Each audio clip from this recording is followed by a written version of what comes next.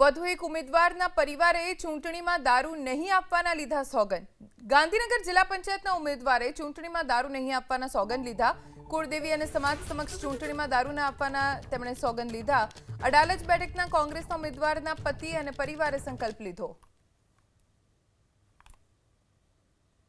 जय माताजी मित्रों, आज अभी जमीरपुरा गामना चामुंडा माताना मंदिर में આવ્યા છીએ। અમારા કુળદેવી છે અને અમે જિલ્લા પંચાયત અડાલજ સીટ ઉપર હવે જે ઇલેક્શન લડવા જઈ રહ્યા છે એમાં અમે એક મહત્વનો નિર્ણય કર્યો છે કે અમે અમારા આ ઇલેક્શનમાં કોઈ પણ જાતનો દારૂનો વ્યવહાર કરીશું નહીં।